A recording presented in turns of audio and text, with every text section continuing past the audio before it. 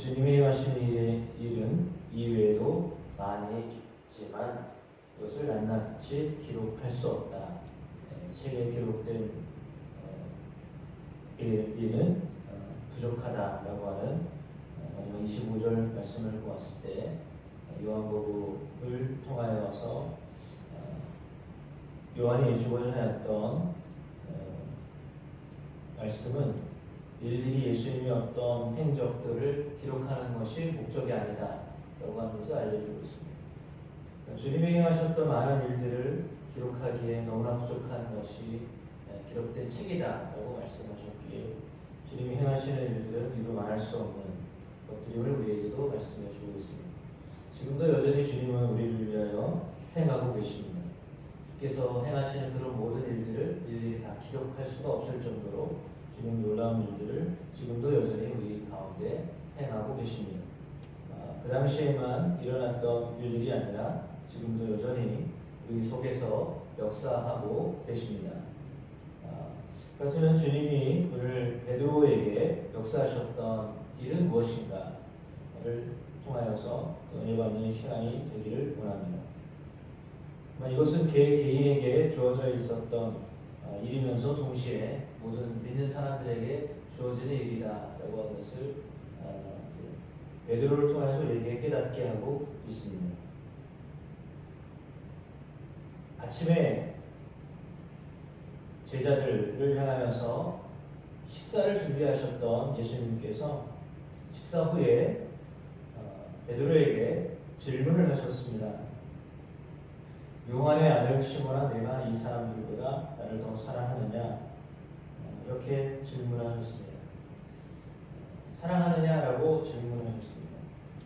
이 사람들보다 나를 더 사랑하느냐라고 질문하셨는데 이 질문을 어떻게 해석해야 하는가라고 할 때 함께 했던 사람들을 사랑하는 마음이 더 크냐, 나를 사랑하는 마음이 더 크냐 이렇게 해석할 수 있고, 또 다른 해석은 저들이 나를 사랑하는 것보다 네가 나를 더 사랑하느냐라고 해석할 수 있는데 어떤 해석이든지 결국은 나를 정말 사랑하느냐라고 하는 질문이셨습니다.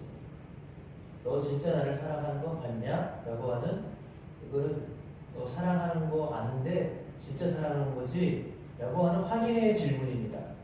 사랑하지 않기 때문에 의심을 해서 하시는 질문이 아니라 사랑하는 줄 알지만 확인하고자 하는 질문을 던지는 겁니다. 그거는 무슨 말이냐면 네가 나를 사랑하는 줄 아는데 내가 어쩔 수 없이 나를 부인하는 거 내가 다 이해한다 라고 하는 그 마음이 그 가운데 깔려 있는 거예요. 그러니까 할 수 없이 육신을 가지고 있는 자라 육신에 속해 있을 때는 예수님을 부인할 수밖에 없는 것이 베드로의 상황이었습니다. 베드로는 주님을 사랑하지만 육신적으로는 너무나 연약한 자이기 때문에 여종이 질문하는 것에 대해서도 감히 내가 예수님을 사랑합니다 이렇게 말할 수 있어야 되는데 그러지 못했던 자신의 연약함을 인정할 수밖에 없다라고 하는 것이 오늘 본문을 통해서 우리에게 들려주고 있는 것입니다. 오늘 이렇게 사람은 약한 존재입니다. 그것을 인정하지 않으면 주님을 필요로 하지 않기 때문입니다. 예수님을 필요로 한다라고 하는 것, 예수님을 믿는다라고 하는 것은 예수님이 내게 정말 중요한 분이십니다. 주님이 없으면 살 수 없습니다. 라고 하는 그런 고백이겠죠. 사람들에게도 때로는 그런 이야기를 합니다. 왜 도움을 받고자 할 때는 당신밖에 없어. 당신이 나를 도와줘야지 누가 나를 도와주겠어. 라고 하는 말을 하는 것은 그로부터 도움을 받기 위해서 하는 말입니다. 그 말을 하지 않으면 그가 믿을 수 없다고 이야기할 수도 있고 생각할 수도 있기 때문에 분명히 그 사람으로부터 도움을 받고자 하면 그 사람을 믿는다라고 말해야 하죠. 그렇지 않으면 도움을 받을 수 없습니다. 그건 우리가 삶을 살아가면서 신용이라고 하는 말로 이렇게 점수가 매겨져 있습니다. 우리는 알게 모르게 세상이 우리를 신용이라고 하는 걸로 점수를 매겨놨습니다. 신용조사 몇 점이다. 그거는 거래에 따라서 이제 그 점수가 매겨지죠. 예를 들어서 대출을 했다가 어느 정도 잘 갚았느냐라고 하는 거. 그것이 신용 점수에 상당한 영향력을 미치고 있습니다. 그래서 대출을 했는데 그걸 언제 갚았느냐, 제대로 갚고 있느냐, 그것에 따라서 실력이 있냐 없냐, 믿을만하냐라고 하는 거죠. 그러니까 빌렸으면 빌린 것을 바로 갚아주고 있느냐라고 하는 것이 신용입니다. 그러면 빌릴 수 있는 것도 신용이지만 빌린 것을 갚는 것이 사실은 실제 신용이죠. 사람과 사람 사이에서 신용 거래를 할 수 있다라고 하는 것은 상대를 믿기 때문이기도 하지만 그것보다는 상대가 나를 믿기 때문에 신용 거래를 하는 거예요. 나도 저 사람을 믿지만 저 사람이 나를 믿기 때문에 신용 거래를 하는 거지, 그렇지 않으면 거래를 할 수가 없는 거잖아요. 근데 오늘 본문에 예수님께서 베드로에게 물으시는 겁니다. 내가 나를 사랑하느냐라고 물으셨을 때 과연 내가 너를 믿을 수 있겠느냐라고 하는 그런 어떤 확인을 하고 싶으셨던 거죠. 왜냐하면 뭐 맡겨야 될 것이 있었기 때문입니다. 신용이라고 하는 것은 서로에게 있는 거예요. 일방적인 게 아니에요. 그 상대에게 신용을 서로 믿을 때 그것이 거래가 되는 거고 서로 관계가 되는 거죠. 일방적이지 않아요. 절대 일방적으로만 믿을 수가 없어요. 우리 반응이 있을 때 믿게 되는 거죠. 반응이 없으면 믿을 수가 없어요. 내가 믿을 만한 사람인가? 라고 하는 것이 그것도 중요하고 저 사람이 정말 믿어야 될까? 라고 하는 것도 중요하잖아요. 만약에 일방적으로 내가 그냥 다 받기만 하고 갚지 않는다 라고 하면 사실은 받을 때는 좋지만 받은 다음에 나뭘 하라 한다라고 하면 그것은 사실 신용이 완전히 깨진 거잖아요. 서로와의 관계 속에서 신용이 생겨나는 거지 한 편이 잘한다라고 해서 그것이 되는 것이 아닙니다. 우리가 하나님을 믿는다라고 하는 것도 어쩌면 우리가 하나님을 믿을 수밖에 없는 존재죠. 하나님은 믿음의 대상이십니다. 그러니까 하나님은 믿어야만 하는 분이신데 그럼에도 불구하고 그 하나님께서 우리를 또한 믿고 계시다라고 하는 것이 은혜입니다. 그러니까 내가 하나님 앞에서 하나님의 약속을 지켜낼 수 없는 정말 무능한 존재라는 것을 발견하지 못할 때는 내가 뭔가를 할 수 있다라고 생각하여서 우리의 의가 조금이라도 묻어나기도 합니다.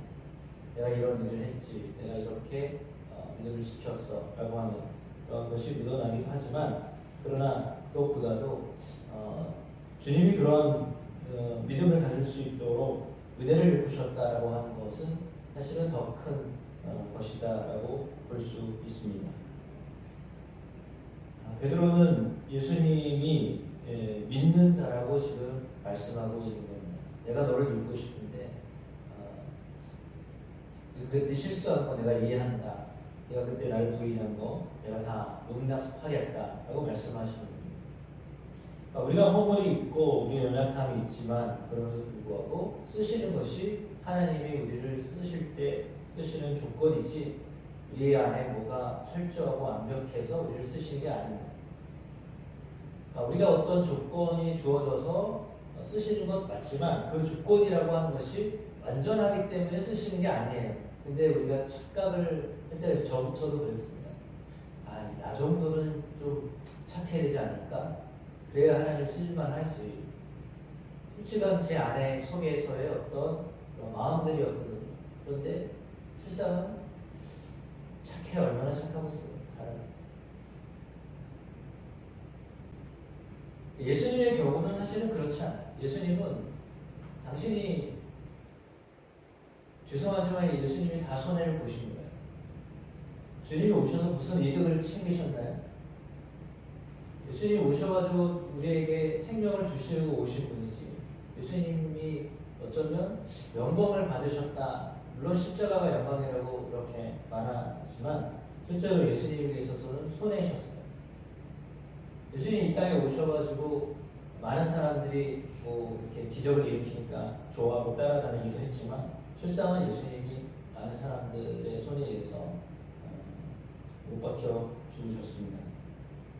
그러니까 예수님을 생각해 보면 예수님은 어찌 보면 손해본 장사하신 분이에요. 이렇게 표현하면 참 망당할 것 같지만 그냥 우리가 생각하기에 예수님 손해본 장사를 하신 분이에요. 손실을 입으셨어요. 그러나 그것이 손실을 입으셨기 때문에 우리에게 유익이 된 겁니다. 주님께 손실이 있었기 때문에 주님에게 십자가라고 하는 엄청난 손실이 있으셨기 때문에 그 손실로 우리에게 유익이 온 거지 그냥 우리에게 왔다라고 하는 것 자체로 기뻐할 만한 일은 아니에요. 주님의 십자가가 아니면 우리에게 은혜가 없었죠.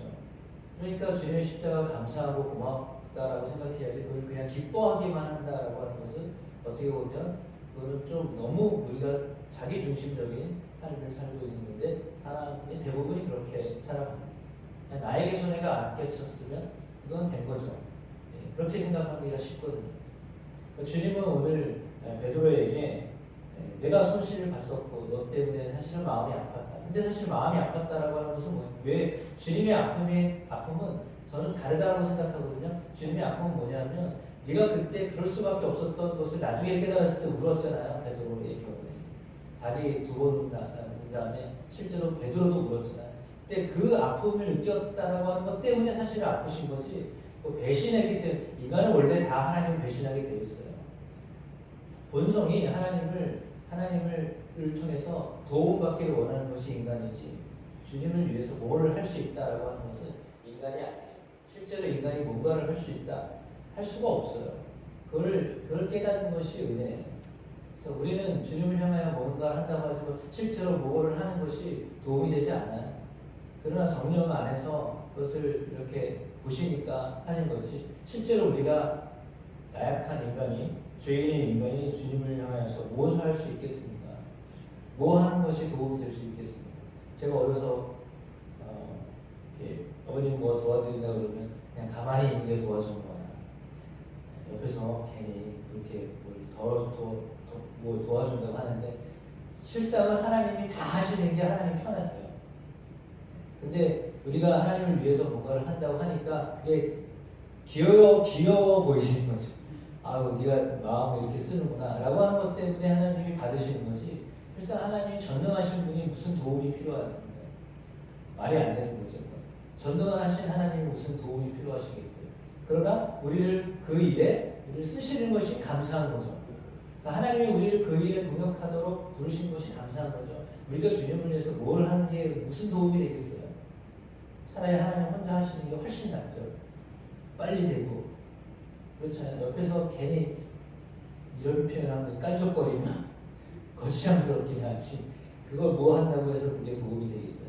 그런데 그냥 그럼에도 불구하고 그래 네가 나를 위해서 이렇게 애쓰는구나 그래 고맙다 감사하다 이렇게 하시니까 그것이 은혜죠. 우리가 하나님을 향하여서 뭔가를 할 수 있다라고 하는 것으로 우리가 기뻐하고 감사하고 그렇게 하는 것을 하나님이 좋아하시는 이유는 그 마음을 받으시는 것이 우리가 하는 어떤 행동, 행위 그것이 하나님의 어떤 기쁨이 되느냐 그렇지 않다고 따져보면 그런 거죠. 근데 베드로를 향하여서 내 양을 먹이라 라고 예수님은 말씀하세요. 그것이 은혜죠. 왜냐하면 충분히 배신할 수 있는 것이 그 속에 있는 것을 뻔히 다 알고 계시고 그때도 그랬는데 사실 예수님이 앞에 계심에도 불구하고 부인했잖아요. 근데 예수님이 계시지 않으면 뻔하죠. 앞에서도 그랬는데 안 보이면 더 할 거 아니겠어요. 그것이 인간이에요. 그런데 그럼에도 불구하고 나의 양을 먹여라 라고 말씀하시면서 베드로에게 그 사명을 다시 부여하셨다라고 하는 것이 은혜입니다. 그래서 주님을 사랑할 때 주님은 우리에게 사명을 주시는데 주님의 것을 우리에게 맡겨주신다라고 하는 것이 은혜입니다. 그러니까 우리가 하는 일이 그냥 눈에 보이는 세상적인 것들과 똑같은 것이라고 할지라도 예를 들어 내가 하는 모든 일들이 주님이 내게 맡겨주신 일이다라고 생각하고 그 삶을 살아가는 사람과 이건 세상적인 일이고 이거는 하나님의 일이 아니야 라고 생각하는 사람은 엄청난 차이예요. 똑같은 일을 하면서 이게 하나님의 일이야 라고 생각하고 하나님의 일로 여기고 그 일을 하는 사람하고 이건 세상적인 일이니 대충 해도 돼, 내가 힘들면 안 해도 돼, 뭐 이렇게 하는 거랑 그거는 아니 우리에게 주어진 모든 일들이 하나님이 내게 주어주신 일이다라고 믿고 사는 것이 사실 그리스도인들이 살아야 될 삶의 방식이에요. 그러니까 이거는 세상 일이야, 이거는 하나님의 일이야. 이게 구분하는 게 아니라 세상 일도 하나님이 주신 거야 라고 믿고 그 일을 하셔야 그것이 하나님의 일이 되는 거지.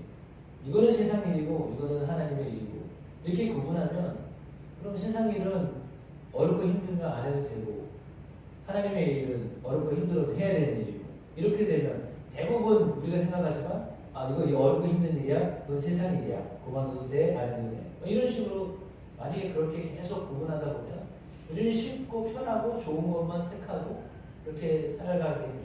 세상 사람들처럼.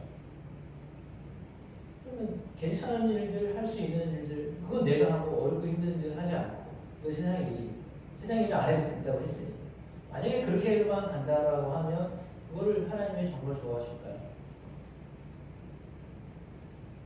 그러니까 우리에게 주어지는 모든 일들이 하나님이 맡겨주신 일이다라고 믿을 때 그 모든 일들을 그렇게 하나님께 하듯이 할 수 있는 거지. 그렇지 않으면 이거 세상 일 대충 해도 되고 안 해도 되고 할 수만 있으면 안 해도 되고 그렇게 생각한다면 그러면 그거는 너무 이렇게 우리가 해야 할 일에 대해서 눈을 뜨지 못한 것이다 라고 볼 수 있습니다. 그래서 주님이 주님의 일을 맡기셨는데 베드로의 경우에야 목양을 하도록 맡기셨기 때문에 내 양을 먹여라 이렇게 말씀하신 거고 목양을 하지 않는 대부분의 사람들은 그러면 우리에게 주어져 있는 일들을 주님의 일이라고 믿고 그 일을 하고 있는가 라고 하는 거죠. 그 마음에 그런 마음으로 일들을 감당하실 때 그것이 그냥 내 개인의 일이 아니라 하나님 내게 맡겨주신 일이다 라고 믿고 충성을 다할 수 있게 되는 겁니다. 그게 주님의 일이에요. 너무 구분하시면 그걸 어떻게 다 분별을 할 수 있겠어요? 그렇잖아요. 이것이 주님의 일이네. 내게 주어져 있는 일들이 주님의 일이다라고 생각하고 정말 이게 주님의 일인가? 만약에 정말 이득이 오는 일이지만 내게 이득이 오는 일이지만 이게 정말 주님의 일인가? 그걸 분별하실 수만 있으면 되겠죠. 정말 이것이 나에게 주어진 일인가? 라고 하는 것만 분별하실 수만 있으면 괜찮은 겁니다. 근데 그렇지 않다면 사실은 모든 일들을 이게 주님의 일이다라고 생각하고 하셔야 해요. 그렇지 않으면 이제 그 부분에 대해서 명확하게 분별하실 수 있게 저희를 축복하고 그래서 이게 내 일이고 하나님의 일이고 구분이 아니라 하나님 다 내게 맡겨주신 일이다라고 믿을 수 있는 그 눈이 그래서 이게 정말 하나님의 일인가? 라고 하는 것을 분별하기만 하면 되는 거죠. 그러면 뭐 최선을 다하면 하나님은 최선을 다하는 것을 좋아하시지 뭐 어떤 결과를 냈다라고 하는 것 그것에 하나님이 하나님 과정의 마음을 보시기 때문에 물론 그 마음에 어떤 결과가 났다라고 하는 것이 중요하지 않아요. 저는 그렇게 생각해요. 그 과정에 어떤 자세로 임했느냐가 중요하죠. 열매는 사실 하나님이 하시는 거니까. 사람이 아무리 열심히 했어도요, 최선을 다했어도 열매가 안 맺힐 수 있어요.